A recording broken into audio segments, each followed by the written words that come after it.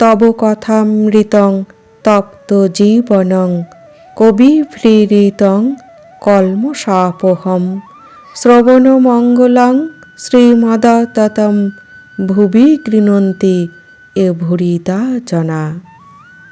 শ্রী শ্রী রামকৃষ্ণ কথামৃত, চতুর্থ ভাগ, একবিংশ খণ্ড, চতুর্থ পরিচ্ছেদ। পূর্ব কথা। গোবিন্দ, গোপাল ও ঠাকুরদের ছেলেদের আগমন 1863 থেকে 64। এখানে অনেক ছোকরা আসে, কিন্তু কেউ কেউ ঈশ্বরের জন্য ব্যাকুল। তারা সংস্কার নিয়ে এসেছে। সেসব ছোকরা বিবাহের কথায় অ্যাঁ অ্যাঁ করে, বিবাহের কথা মনেই করে না। নিরঞ্জন ছেলেবেলা থেকে বলে বিয়ে করব না। তাহলে বলছেন, দক্ষিণেশ্বরে অনেক ছেলে ছোকরা আসে, কিন্তু কোনো কোনো ছোকরা ঈশ্বরের জন্য বড় ব্যাকুল। তারা পূর্বজন্মের সংস্কার নিয়ে এসেছে, কেননা তাদের পূর্বজন্মে ঈশ্বরে ভালোবাসা বা ঈশ্বরের সাধনা ছিল। তাই তাদের এত ঈশ্বরের জন্য মন ব্যাকুল হয়। সেই সব ছোকরা নিজের বিয়ের কথা একেবারে মনেই করে না। এই অনিত্য সংসারকে তারা ভালোবাসে না। মন যেন আগে থেকেই তাঁর শ্রীচরণে সমর্পণ করে রেখেছে। তাই তারা ছেলেবেলা থেকেই বলে বিয়ে করব না। অনেক দিন হলো, 20 বছরের অধিক, বরাহনগর থেকে 2টি ছোকরা আসতো। একজনের নাম গোবিন্দ পাল, আর একজনের নাম গোপাল সেন। তাদের ছেলেবেলা থেকেই ঈশ্বরেতে মন। বিবাহের কথায় ভয়ে আকুল হতো। গোপালের ভাব সমাধি হতো। বিষয় দেখলে কুণ্ঠিতা হতো, যেমন ইঁদুর বিড়াল দেখে কুণ্ঠিত হয়। যখন ঠাকুরদের ছেলেরা ওই বাগানে বেড়াতে এসেছিল, তখন কুঠির ঘরের দ্বার বন্ধ করলে, পাছে তাদের সঙ্গে কথা কইতে হয়। বলছেন যে 20 বছর আগে বরানগর থেকে 2টি ছোকরা আসতো।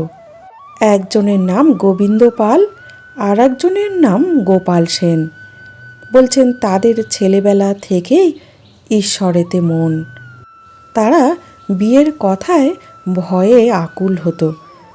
আর বলছেন গোপালের ভাব সমাধি হতো। বিষয় লোক দেখলে সংকুচিত হতো, কেননা তাদের মন এতটাই আধ্যাত্মিকতায় পরিপূর্ণ, বিষয় চিন্তাকারী মানুষের সংস্পর্শেই আসতে চাইত না। আর বলছেন, যখন ঠাকুর বংশের ছেলেরা বাগানে বেড়াতে এসেছিল, তখন গোপাল সেন কুঠির ঘরের দরজা বন্ধ করে দিলে, পাছে সেই বিষয় লোকদের সঙ্গে কথা বলতে হয়।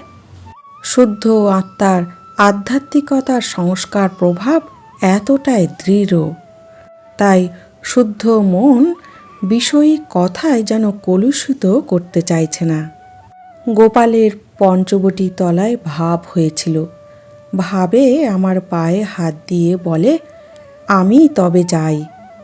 আমি আর এই সংসারে থাকতে পারছি না। আপনার এখন অনেক দেরি, আমি যাই। আমিও ভাব অবস্থায় বললাম, আবার আসবে? সে বললে, আচ্ছা, আবার আসব। কিছুদিন পরে গোবিন্দ এসে দেখা করলে। আমি জিজ্ঞাসা করলাম, গোপাল কই? সে বললে, গোপাল শরীর ত্যাগ করে চলে গেছে। তাহলে ঠাকুর বলছেন, গোপালের পঞ্চবটি তলায় একবার ঈশ্বরের চিন্তা করে ভাব হয়েছিল। তখন সেই ভাবে আমার পায়ে হাত দিয়ে বললে, আমি তবে যাই। আমি আর এই অনিত্য সংসারে থাকতে পারছি না। আর তখন ঠাকুর ভাবাবস্থায় বললেন যে আবার আসবে। সে বললে, আচ্ছা, আবার আসব।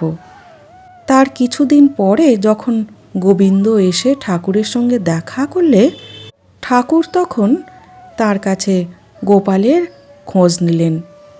আর তখন সে বললে, গোপাল আর নেই, সে শরীর ত্যাগ করে চলে গেছে। কারণ তার মন এতটাই আধ্যাত্মিকতার উচ্চ অবস্থায় উঠে গিয়েছিল যে এই অসার অনিত্য সংসারে আর থাকতে পারছিল না। তাই সে শরীর ত্যাগ করে চলে গেল।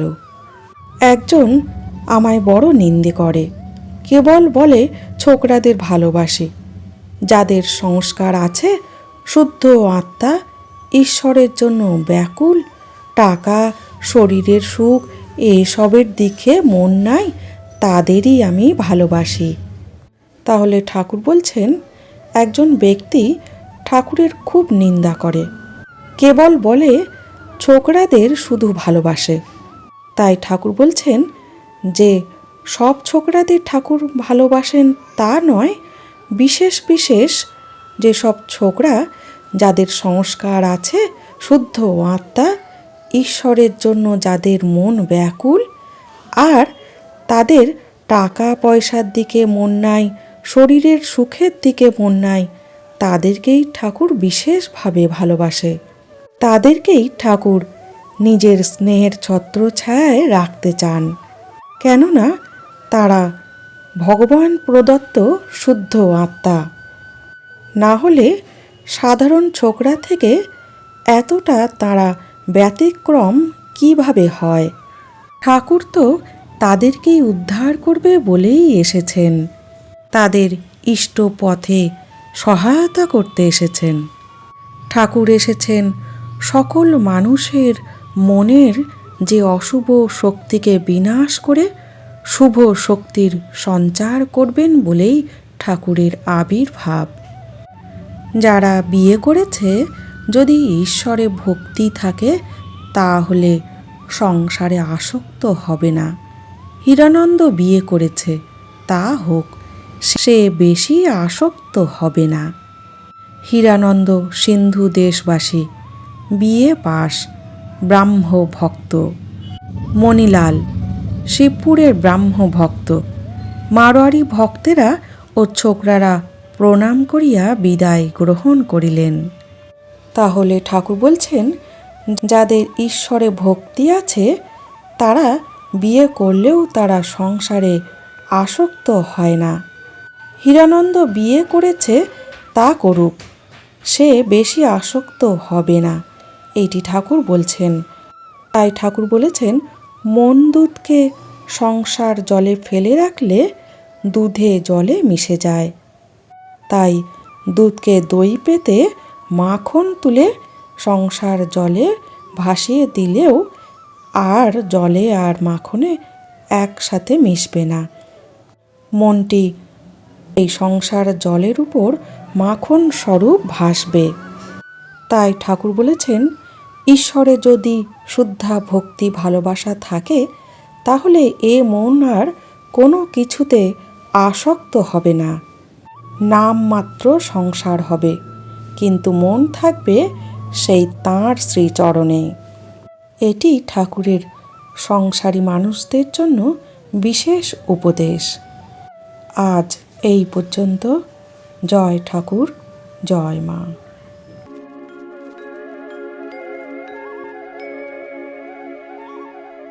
নিরঞ্জনম নিত্যমনন্তরূপম ভক্তানুকম্পা ধৃতবিগ্রহম বৈ ঈশাবতারম পরমীশমিদ্যম तं रामकृष्णं शिरसा नमामि।